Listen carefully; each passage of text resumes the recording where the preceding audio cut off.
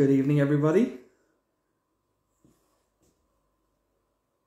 How are we all keeping? We are doing another Baking Gems with Shane today, all about sugar today.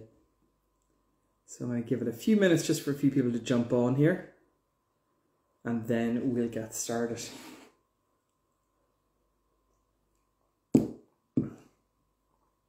We have two people. We have Susanna Norma's in already. Mary, how are you guys? Thank you very much for joining.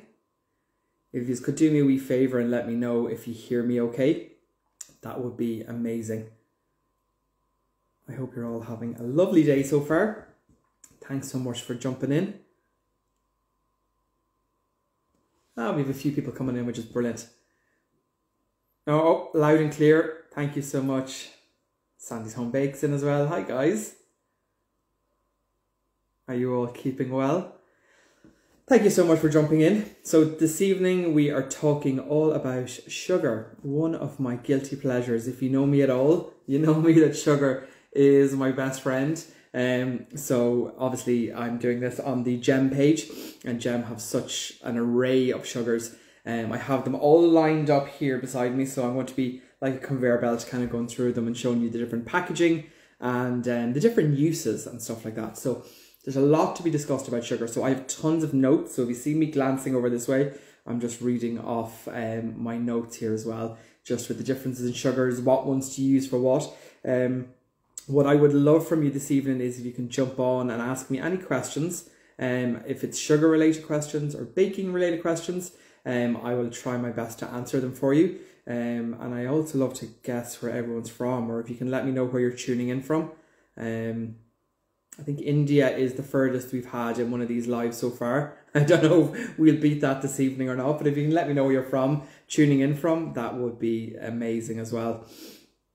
So yes, this evening is all about sugar. So we will get started here. I have all my little colours here. It's almost like a rainbow lined up beside me. So I'm going to go through all of those now with you as well. So I suppose if we take a step back from the different brands of sugar, or the different types of sugar, I suppose an awful lot of people, I think, go back to basics as in what is sugar. So basically sugar is derived from, so set up my notes over here, we have sugar cane and sugar beet. So basically the sugar juices are extracted from them, and then that it is processed. So again, if you have refined sugar or unrefined sugar, you'll see that in some recipes as well. So that just means how much, I suppose, how much process the sugar has gone through to get to the shelves. So if you have like refined sugars, I suppose that would be your kind of more processed sugars. So your casters, your icing sugars, your granulated, you kind of judge that more so on the colour of the sugar. So obviously there is natural molasses that is in sugar. So as it's treated and washed and heated and spun and all those things that are done to process sugar, and the more it's treated and the more it's spun, the more molasses is taking out. So obviously the less it's treated, then obviously you're kind of working your way through the grades of starting off with a really kind of nice white granulated sugar, caster sugar, icing sugar, and you kind of work your way down into like light soft brown sugars, and then you move on to Demeraras, Muscovados, and I suppose the darker and kind of thicker consistency of your sugar, it just means that it's more unrefined and it's less treated, so it has more molasses in there, and I suppose that's what will also pay off in the colour of your sugar, but also the flavour pay off as well.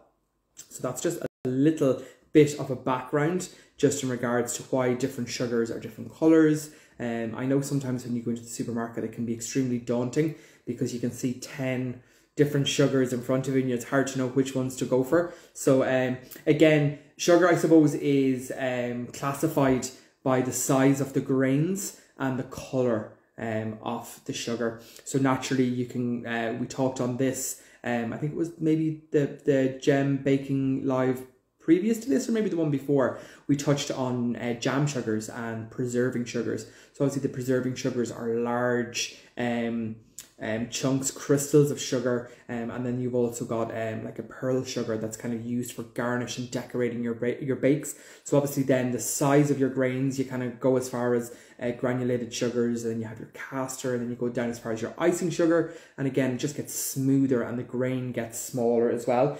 And the same process for brown sugars. You go with your granulated brown, kind of like your Demerara, and then it goes as far as your Muscovado, which is a really small grain, but again, heavy on molasses, so it's nice and thick as well. So again, guys, any questions you have in relation to any type of sugar, any baking related questions, don't be afraid to fire them into the little question box below. I'll keep an eye on that and I'll try and answer them to the best of my ability. So basically, yes, in the culinary arts world, sugar, basically it is crystallized sucrose, and it comes from sugar cane and sugar beets as well.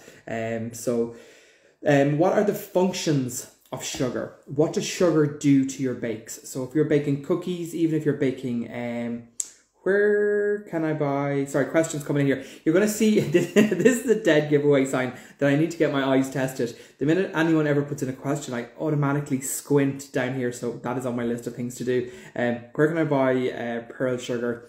I've never seen it for sale. Okay, well, wholesaler, that's kind of, I used to get them from a wholesaler. But you can order them online. I believe it's called cassonette or cassonnet, something along that, as in a French term for it. So maybe if you try searching underneath that. But I know that you can buy it online. And there are a lot of like baking shops and stuff like that online at the moment.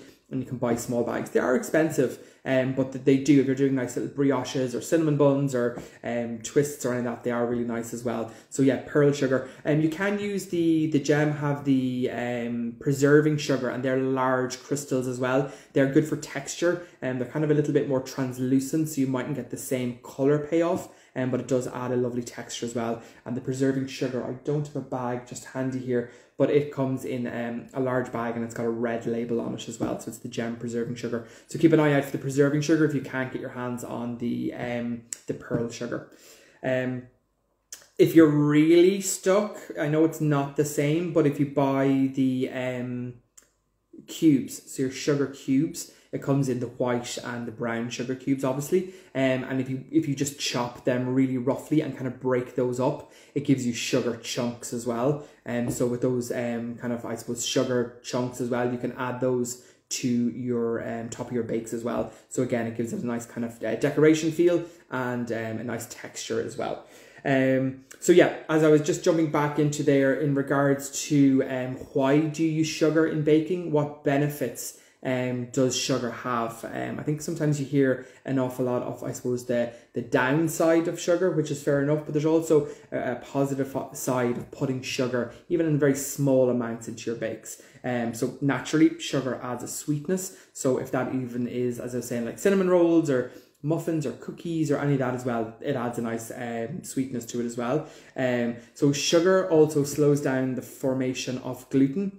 So it just means that you're left with a much softer, I suppose, textured bake as well. That the crumb, so if you're making a Victoria sponge or something like that, then your sugar then will slow down. Same with cookies and muffins. I think we've all experienced a really heavy scone or a heavy muffin that it's just been kind of overworked and stuff. So what sugar does, again, it slows down the formation of gluten. So that's why the higher content sugar bakes are much softer.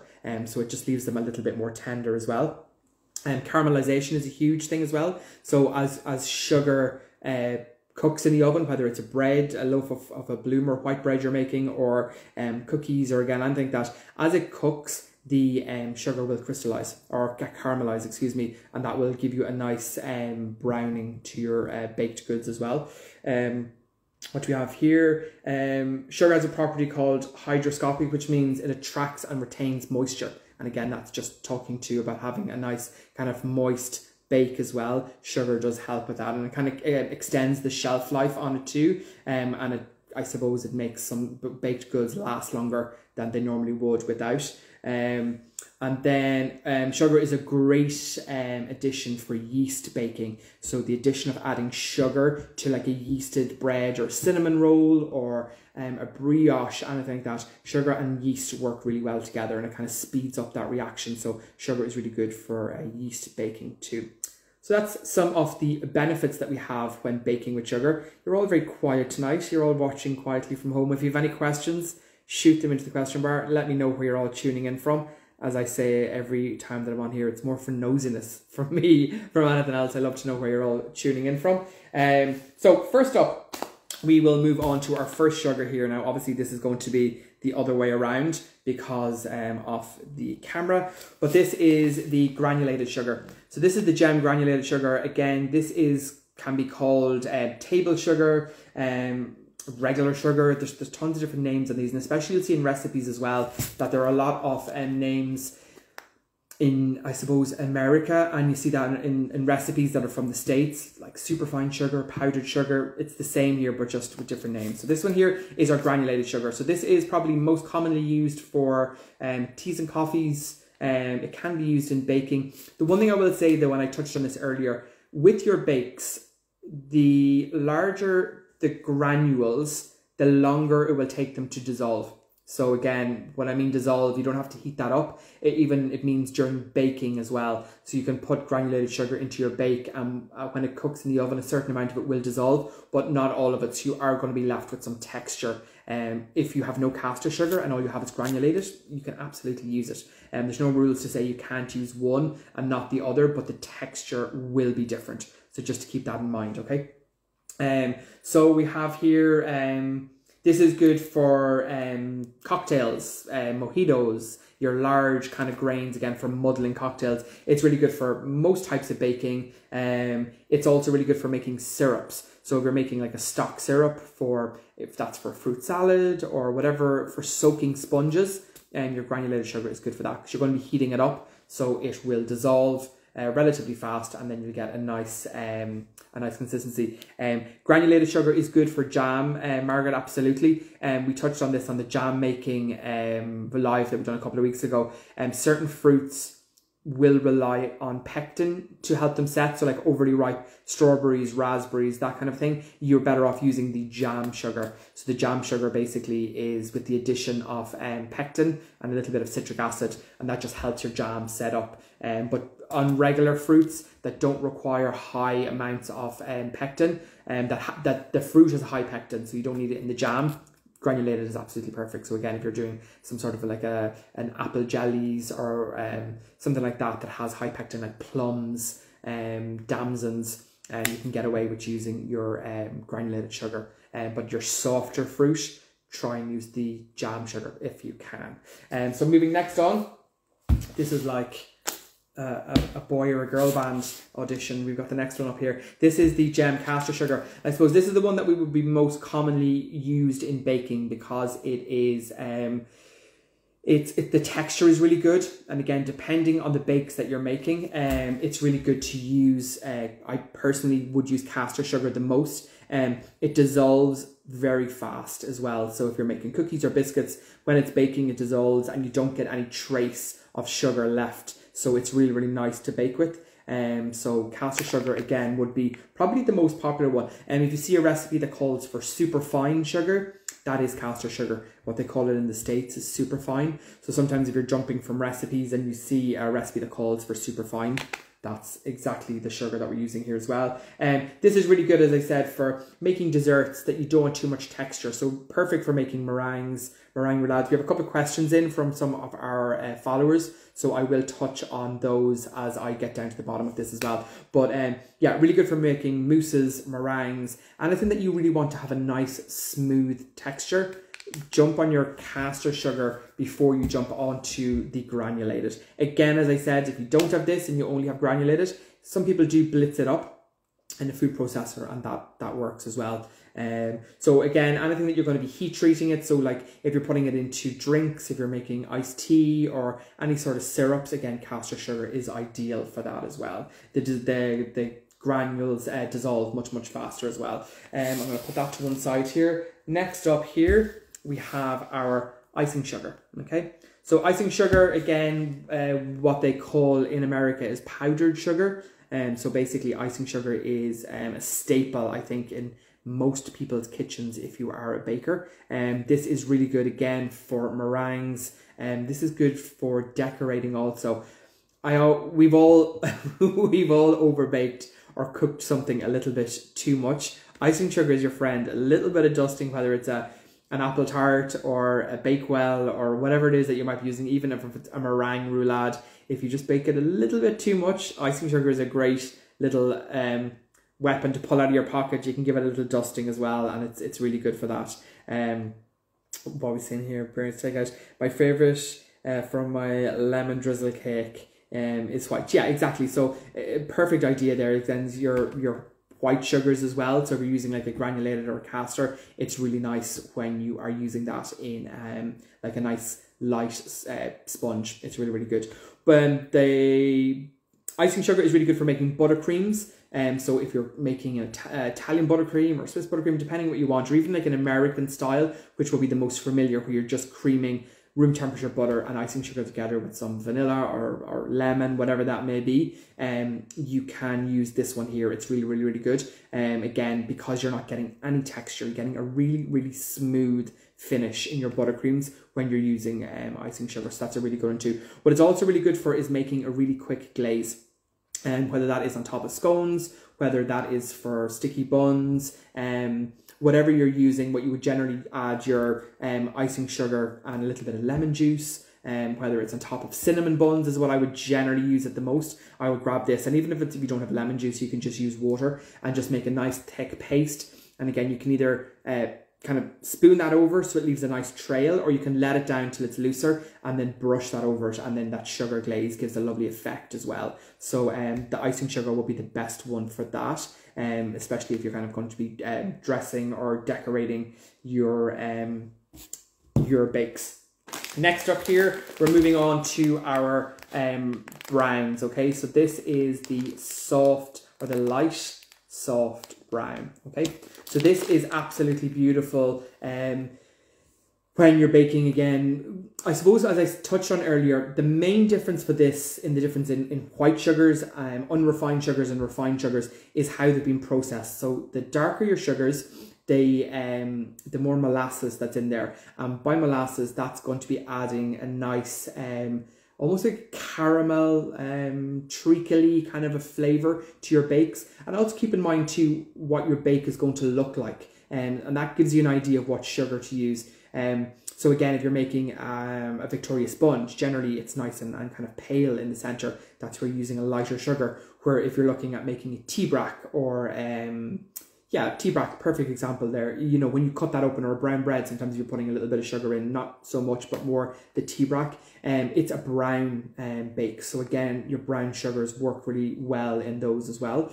So your brown sugar, basically, they come from countries like the Caribbean, Brazil, Australia, South Africa, United States. That's where majority of them are kind of Mauritius as well. It would be huge countries for producing brown sugar. I would say it would have more flavour if you were to taste brown sugar, just a pinch and a taste of castor.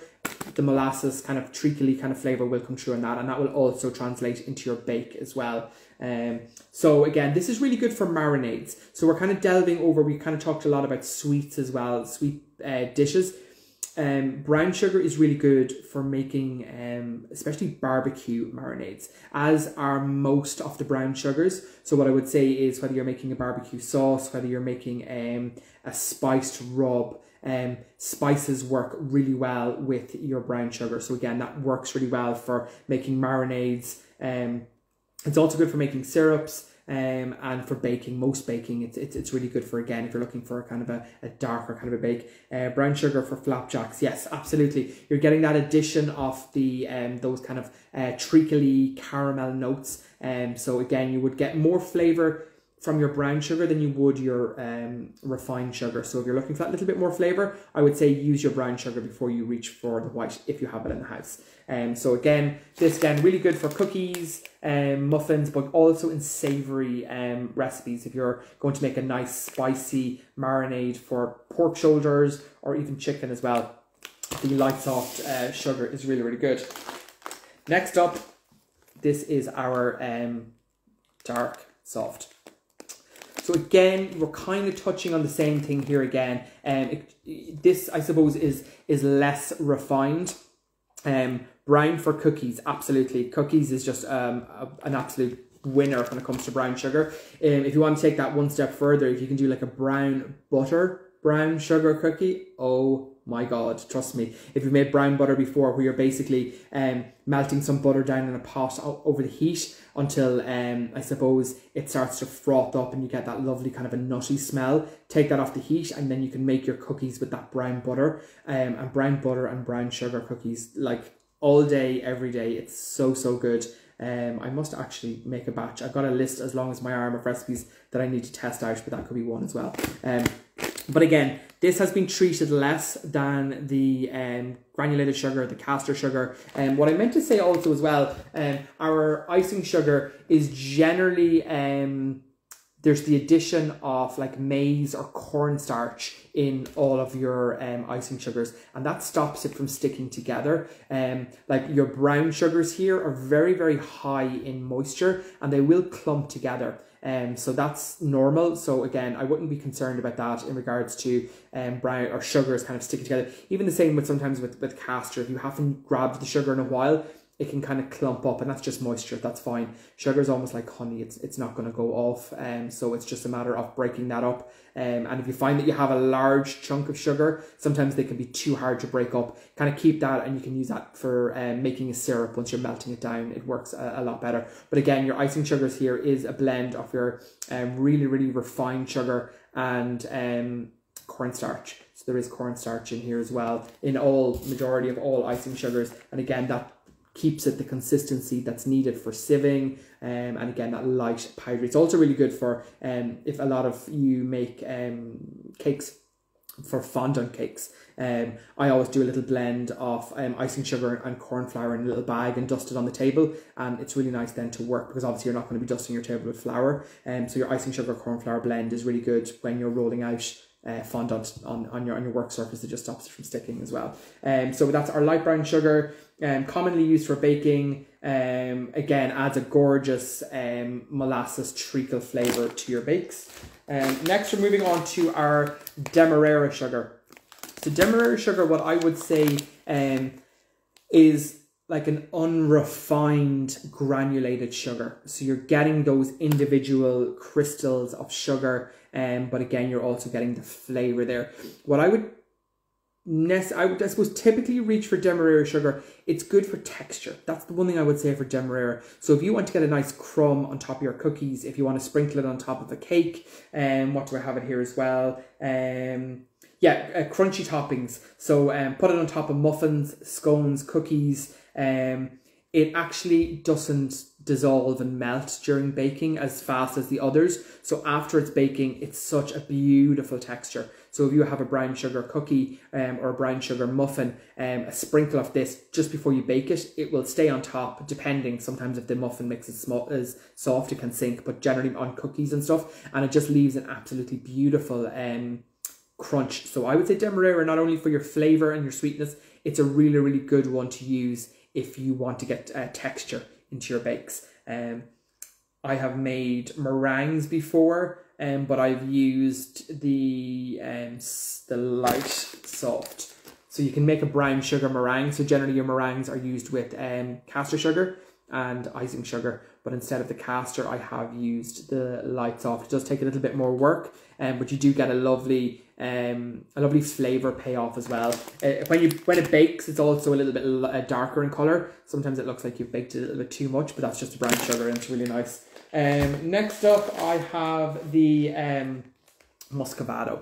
So then this is the one I think people are necessarily think of when they're thinking of Christmas cakes, or if they're thinking of any of those kind of heavy fruit cakes that your Demerara sugar there, your Muscovado sugar, I mean, is kind of associated with those as well. So again, your Muscovado sugar here is like an unrefined sugar. It has a lot of natural molasses. So it's really sticky and moist, really complex in flavour, and again adds tons of flavour to your bakes. So again, you wouldn't necessarily use this if you were making a light sponge. Again, think of the texture of the cake that you're going to make, or bake that you're going to make, and then put this weighs like it's super, super heavy and it's really packed tight together. Cooking the Irish way, I love your name. Which is best for carrot cake? I would always say brown sugar. You can use, I always think personally, carrot cake for me is a really kind of Moorish, decadent, heavy cake. If I got a carrot cake and it's super, super light, I'm a little bit put off, a little bit disappointed. Whenever I make carrot cake, I make it really kind of Moorish and heavy. And I find that brown sugar, what I'd be saying to you is I'd be going with either your light soft or your the dark. Those two work really well, but the light soft brown is really, really nice. Again, you can use castor, absolutely no problem at all. But if you are looking for that little bit of flavor, extra flavor, I find that the soft light brown sugar is really, really nice for carrot cakes.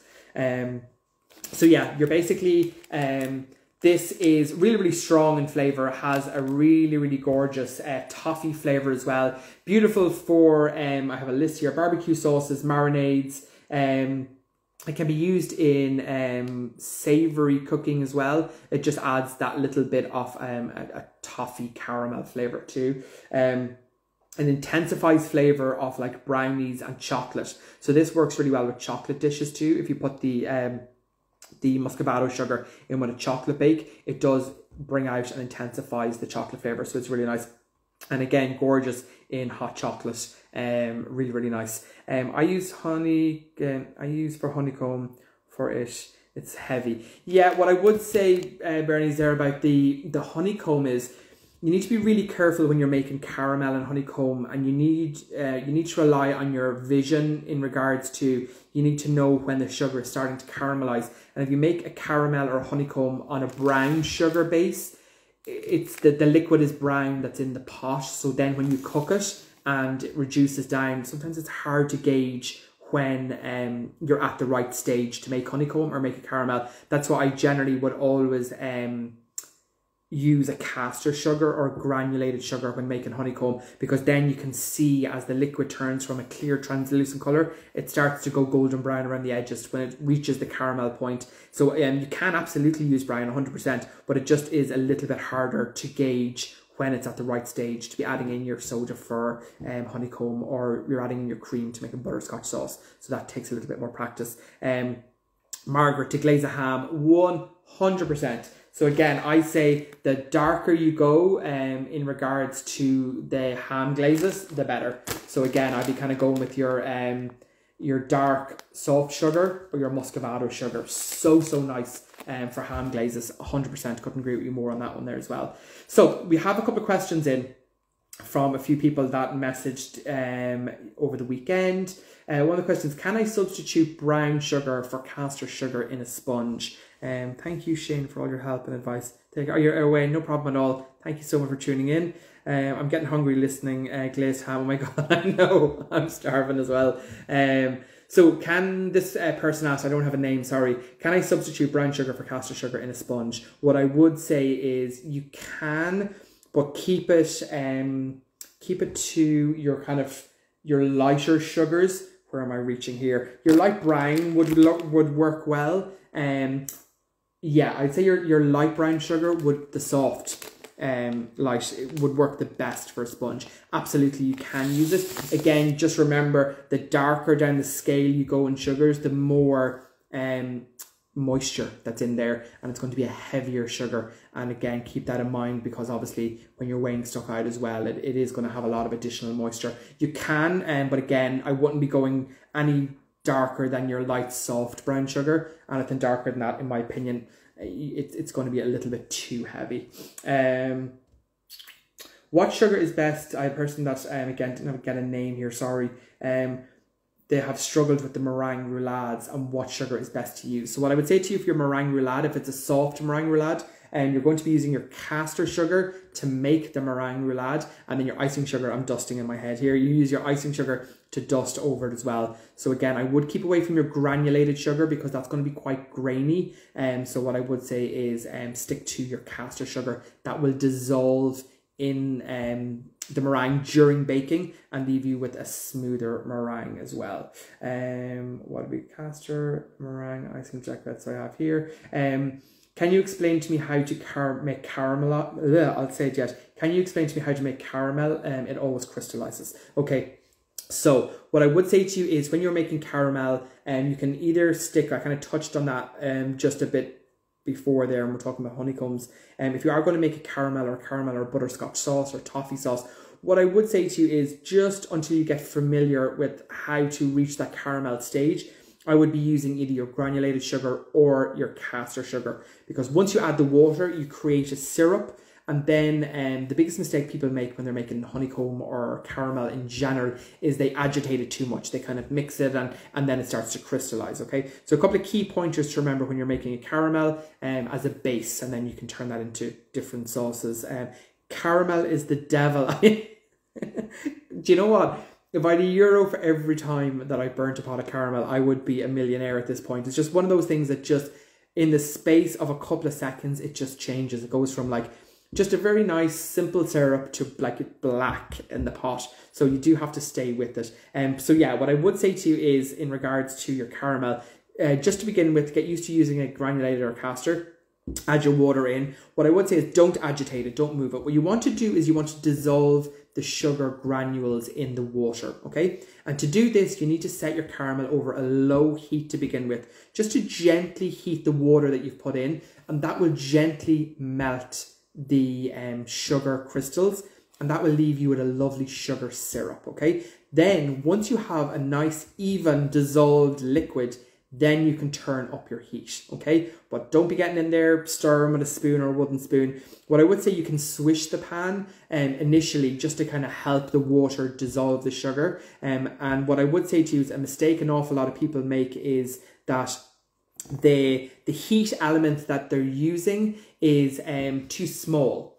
So if they're using a very small gas or electric hob and their pan is quite big, then the heat element that you're using will only heat up the center of your pan, which means then that the sugar in the middle of your pan or your pot will dissolve, but the sugar that's on the outside of the pan that's not being touched by direct heat will start to crystallize. So that is something to keep in mind, that whenever you're making a caramel, use a pot that's the same size as your heat, whether that is gas. I find gas, your caramel will burn almost instantly, so you just need to be really careful. So if it's more of an electric hob you're using, and you have a little bit more leeway, but just ensure that the base of your pot is not too big. You want to ensure that your entire base of your pot is getting equal heat to dissolve the sugar and syrup. Then once the syrup is reached, then you can turn it up, and when it starts coming to that golden caramel stage, you can add in your bread soda, bicarbonate of soda, to make honeycomb, or you can add in your cream if you're making a toffee sauce, okay? And I think that is all the questions I have. Any questions from you guys at all? I think we touched on a couple of really good suggestions in there from Sandy and Margaret, and there's a few in there between different uses for brown sugar. So again, if you're watching this in the playback, I hope that you take some little nuggets of information away. There are tons and tons of super delicious, I have to say that, I made them, recipes over on the Gem Pack Food website. So if you're looking for some inspiration, if you're watching this today or on playback at some point, you can head on over to the Gem Pack Food website and go to the recipe section, and there's tons of delicious recipes there, sweet and savoury. Majority sweet, but there are some savoury ones in there as well that work really well. So yeah, I hope that gives you some inspiration. So that's it, guys. I think we've talked quite a bit. Norma, no problem at all. You're very welcome. We've talked extensively there on sugar. We could go into it in more detail about the science behind it, but I just think for today we've kind of given an explanation of the differences between your light and your dark sugars and what they're best used for. So again, I hope if you are watching this back, you're very welcome, and that you take little nuggets of information away from this, and I shall be talking to you all soon. I hope you enjoy the rest of your evening.